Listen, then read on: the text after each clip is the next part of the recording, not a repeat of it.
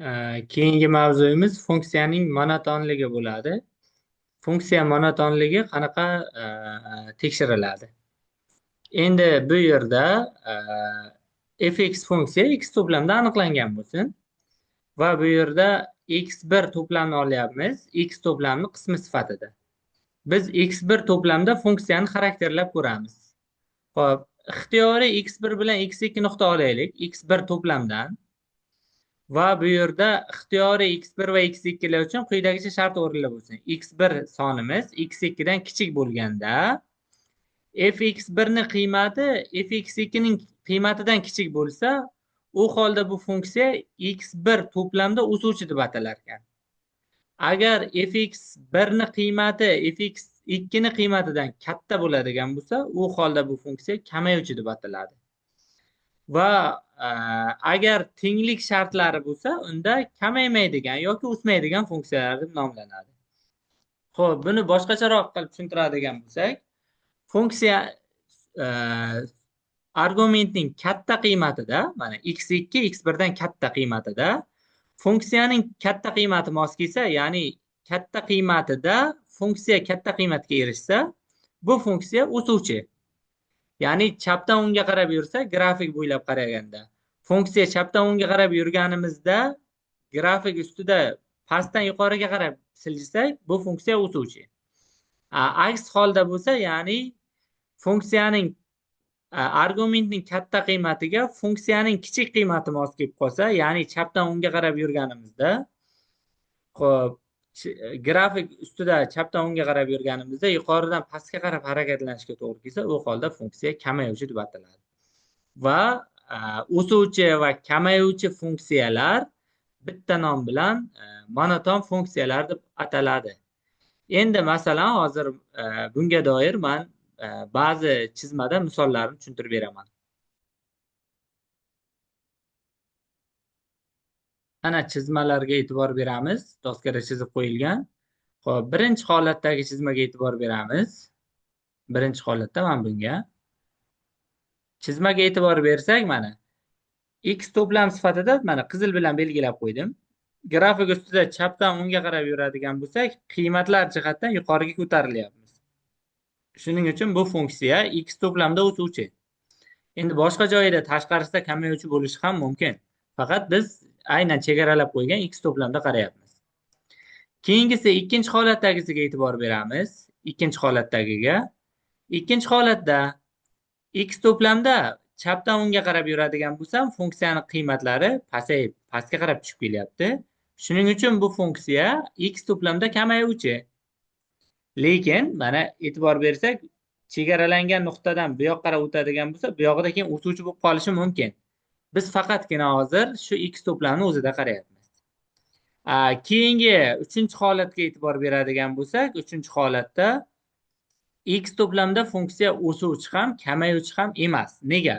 Chunki x to'plamning qaysidir qismida o'suvchi bo'lishi ham mumkin, qaysidir qismida kamayuvchi bo'lishi ham, qaysidir qismida o'zgarmas bo'lishi ham mumkin. Mana men bunga o'xshash, masalan, qayerdadir o'zgarmas, qayerdadir kamayuvchi va yana qayerdadir o'suvchi.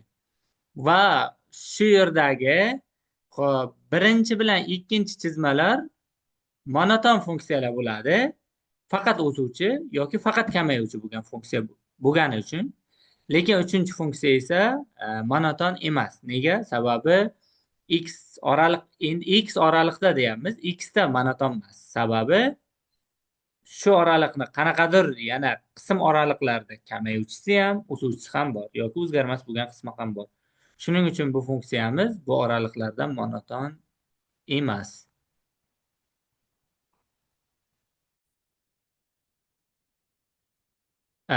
Keyingi mavzuyimiz, demak, funksiyani juft va toqligi haqida gap ketadi.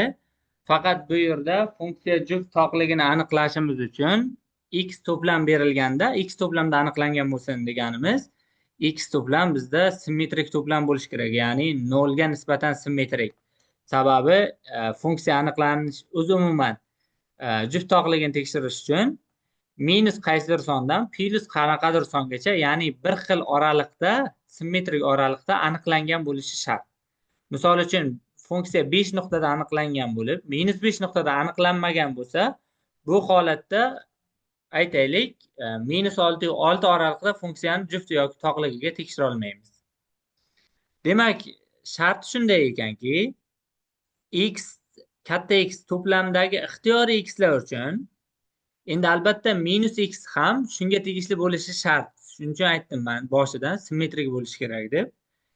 Agar funksiyaning qiymati -x nuqtadagi qiymati bilan x nuqtadagi qiymati bir-biriga teng bo'lsa, bu holda bu funksiya shu x da juft funksiya deyiladi. Aks holda agar -x dagi qiymati fx dagi qiymati bilan teng bo'lmasdan, o'sha fx ning qiymatining qarama-qarshisiga teng bo'lsa, ya'ni minusligiga teng bo'lsa, u holda bu funksiya toq funksiya deyiladi. Va agar shu ikkala holatdan birortasi ham ro'y bermasa, u funksiya juft ham toq ham deyilmaydi. Ya'ni na juft, na toq funksiya deyiladi. Mana bularga ba'zi misollar bilan hozir tushuntirib beraman doskaga o'tkazib.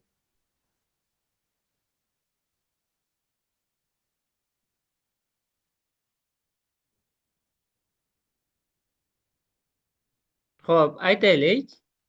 Mana birinchi misol bo'lsin, juft toqligini tekshirishga fx funksiyamiz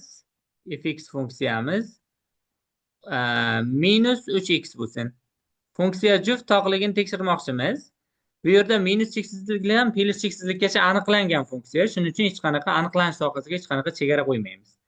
Va bu yerda biz -x dagi qiymatini tekshirib ko'ramiz. Ya'ni x ni o'rniga -x qo'yamiz. Mana -3, x ni o'rnida esa -x qo'ydik. Bunda nima bo'ladi bu? Ikkita minuslik ifoda bir-biriga ko'paytirilganda 3x degan ifoda hosil bo'lib qoladi. 3x degan ifoda esa minusdan fx ga teng. Ya'ni oldiga bitta minus qo'yib qo'ysak, bu fx ni beradi. Endi shu tenglik o'rinli bo'lgani uchun, ya'ni f -x dagi qiymati -fx ga teng bo'lgani uchun bu funksiya toq ekan. Xo'p, keyingisi ikkinchi holatda fx funksiyani olaylik. Ikkinchi holatda masalan x ning kvadrati plus modulda x bo'lsin. Modulda x. Funksiyani tekshirib ko'raylik. Minuslik qiymatini qo'yib, mana -x ni qo'yamiz. X larning o'rniga. Ya'ni -x ning kvadrati bo'ladi. Plus mana bu modulda ham -x ni moduli. Barobar. Endi bilamizki, kvadrat funksiyani, ya'ni sonning darajasida juft son bo'lsa, u holda bu minusni oldidagi minusni tashlab ketsak ham bo'ladi. Sababi darajalari juft sonlar doim musbat bo'ladi, bilasizlar. Albatta 0 dan boshqa sonlar haqida gapirilyapti. Agar 0 bo'lsa, ixtiyoriy darajasi 0. Plus va bu yerdagi modul belgisidagi minusni ham tashlab ketishimiz mumkin, chunki x bilan -x ni modullari bir-biriga teng ixtiyoriy x'lar uchun. Va ko'rib turibmizki, bu funksiyamiz boshidagi fx degan funksiyamizni o'ziga qaytib qoldi. Ya'ni nima bo'ldi? F -x dan boshlagandik, bu funksiya fx ni o'ziga kelib qoldi. Shuning uchun bu funksiya juft.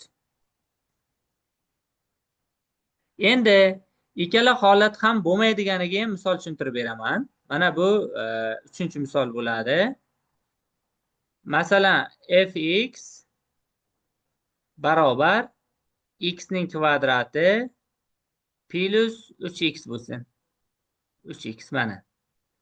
Ana shu funksiyani tekshirib ko'raylik. Endi bu yerda ham demak minus qo'yishdan boshlaymiz oldiga. Minus qo'yishdan tekshiramiz. -x ning kvadrati, ya'ni x larning o'rniga -x qo'yib chiqyapman. Plus 3 ko'paytirilgan -x ni qo'yaman bunga ham. -x ni qo'yaman. Bundan kelib chiqadi, mana -x ni kvadrati, boya ham aytdik, kvadrati bo'lsa tashlab ketsak bo'ladi. Lekin keyingisi 3 ni -x ga ko'paytirsak, minusdan 3x degan ifoda hosil bo'lib qoladi. Endi qaraymiz. Bu birinchidan bu funksiya teng emas fx ga. To'g'rimi? Sababi fx ni qiymatida 3 ni oldi plus edi. Shundan biz xulosa qilishimiz mumkin hozircha. Hozircha xulosa qilishimiz mumkin. Juft emas nima bo'lganda ham. Sababi o'ziga teng chiqmadi-da. Shuning uchun juft emas. Hozircha xulosamiz shu. Endi ikkinchidan agar mana shuni shu joyida oldiga minusni chiqazib yozsam nima bo'ladi? X kvadratni oldi minus bo'lib qoladi, oldiga chiqarsam, lekin 3x ni oldi plus bo'lib qoladi. Mana. Bu ikkalasi bir-biriga tengda. Lekin qavs ichidagi ifoda ham yana anaqaga teng emas, fx ga. Bu degani bu teng emas minusdan fx ga. Ya'ni minusligiga ham tengmas ekan. Bundan xulosa bo'ladi. Toq ham emas. Demak, toq ham emas ekan bu. Va ko'ryapmiz, ham juft ham emas, toq ham emas.